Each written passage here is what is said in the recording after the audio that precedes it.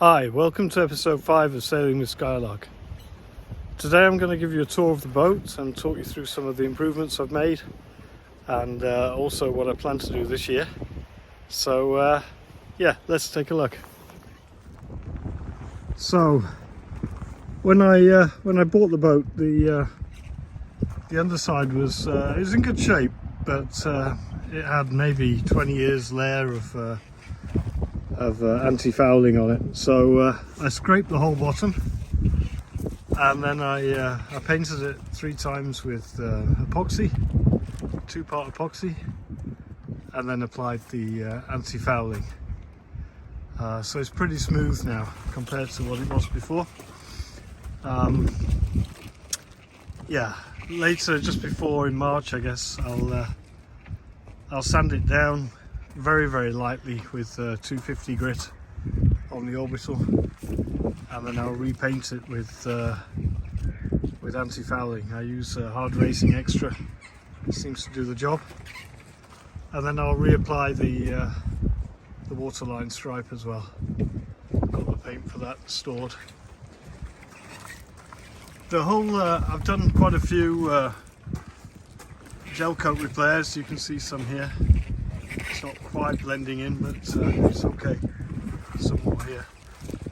I'll have to do a few more this year because we've had a few scrapes. We had a little coming together with another boat on the start line last year, and put a few scrapes on the side. Nothing serious, but just needs doing. And there's some deeper marks here. I don't know if you can see. Still need gel coating. So I'll do those, but I can't do it until the temperature's over 15-16 degrees, otherwise the gel coat won't set. So I have to save that. It's too windy out here. I also got some new lettering on the boat. This was done by Bo, who featured in episode 1. He owns a company called Be Seen. So he did this for me. And then moving around here, the wind's picking up. Then I renewed the bushes here in for the rudder. I had to dig a hole in the driveway to drop the rudder out.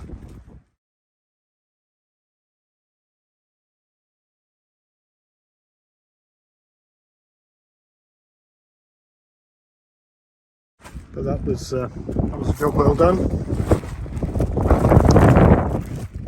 And here there's I had to make a gel coat repair last summer while the boat was still in the water. I tried to raise the motor at the outboard without tilting it, and just chipped here. So I quickly put some gel coat on just to keep it safe. I'll have to sand that down before it goes back in the water. Well, then let's go up inside the boat. So here we are on board Skylark, and I've built this frame to cover it over during the winter. So let's start at the back. The original L23s, I think the first 200 or so, were built with a single fixing for the backstay. Which means that I can't put enough tension on the mast when I'm racing. So what I'm going to do is put 2 extra fixing points, one here and one over here, so I can either have a 3 times or a 2 time tensioners on the backstay. So that would be good. I varnished the tiller a couple of years ago. It was in a bit of a state, but it's actually coming a bit loose here in the fixing. So I've ordered a new one from the club. There's a guy in the club that makes them, so that'll be good to get that changed. What else have I done? We've got 2 Keisterbank, it's Danish, I don't know what they're called in English actually, but we've got 2 lockers here.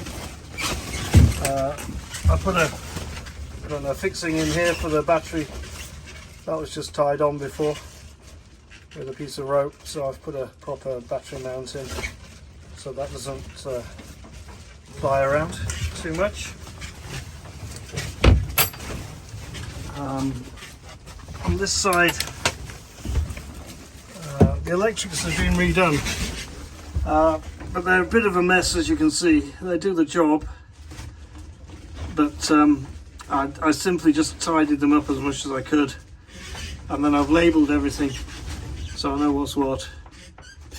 I really have to redo the electrics on the boat. It's not that complicated, it's just time.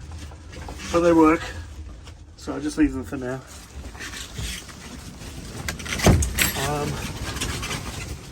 I also renewed this traveller.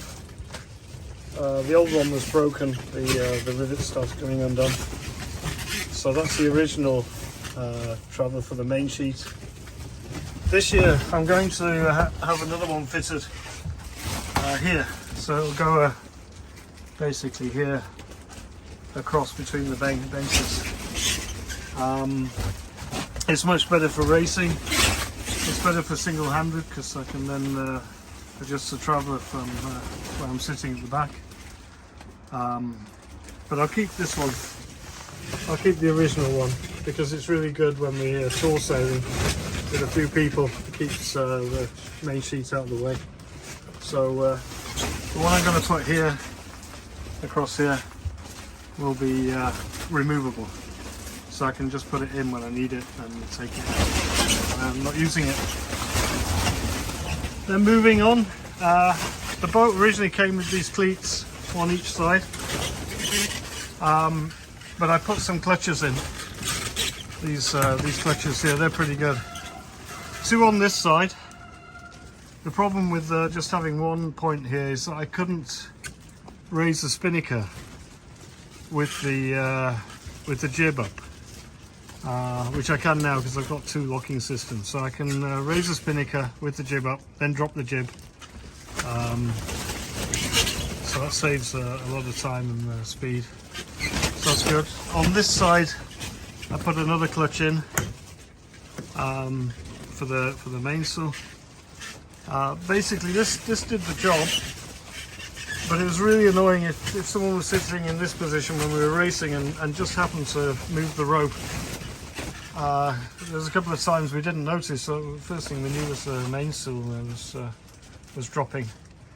So that was really annoying. So at least with a clutch, you know, when it's locked in place.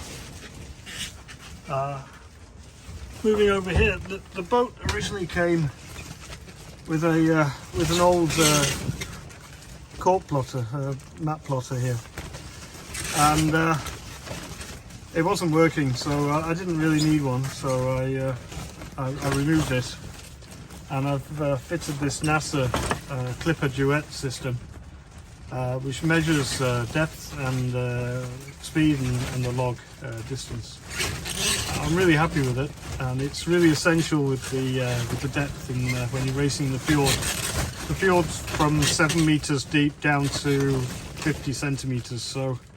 And we try and use as much space as we can, so somebody always keeps an eye on the log and on the depth. And when we get to about 2 meters, then we turn. The boat needs 1.3 meters, but just to be safe, we turn. I'm not too good at glass fibre work, so I just put this acrylic plating to block the hole, and used a product called Tech 7 to seal it in place. The handle here is pretty handy, but it's more to stop the main sheet hitting the duet system when we've got the sail out. So close that up. So labelled everything. It's all in Danish. So this is for the Storfowl, which is the mainsail. This is for the Gainer-fowl, which is for the Genoa, and then spiller up is the spinnaker halyard. So also varnish this. It's got a bit of wear and tear over the last couple of years. I'll re-varnish this edge this year just to keep it in shape. Then if we go inside, let's go inside here.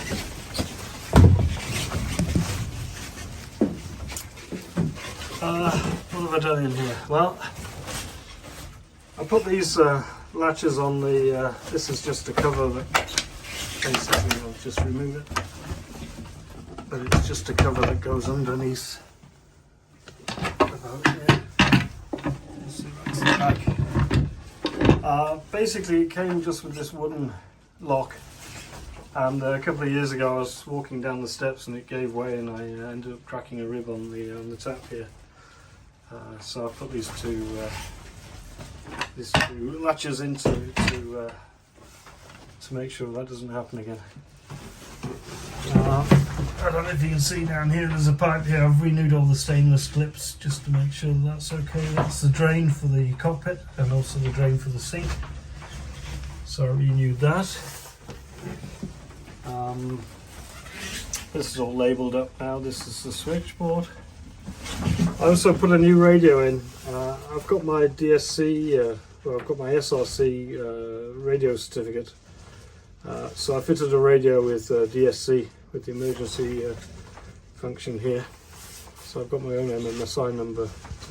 The boat's registered and I'm registered. So it's all legal. There's a radar reflector when I'm out at sea. And then moving over the front here,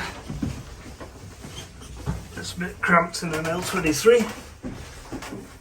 Here's the transducers that are fitted for the depth and for the log speed.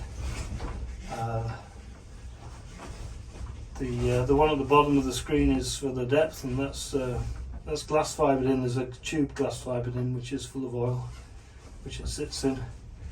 And then the log is through the hull.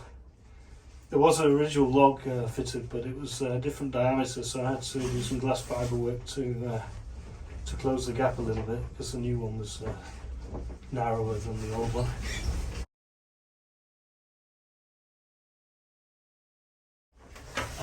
And then famous on an L23 is this hatch here. They always leak, so I put a rubber seal around it to stop it leaking. It's not 100%, but it's 99.5% good, short of renewing the hatch cover. That's the best I can get away with. So yeah. So let's just pan into the interior. I also replaced all the windows. I didn't replace them, I took them out and put them back in again with the right sealant. They were leaking very badly. This one's got a little bit of a crack in it here. They're quite expensive to buy and it's a lot of work to take them out. It doesn't leak, and since I'm not sailing across the Atlantic, I think I'll just keep it as it is. So this is the interior. It sleeps too fairly comfortably when all the cushions are in. Yeah, I'm very happy with it. So, but it's a bit cramped. You can't stand up in here, and it's a bit bare of facilities. It looks a lot nicer when all the cushions are in. But yeah, there we go. I'm happy with it. What else have I done? Oh, I also put these rings in here,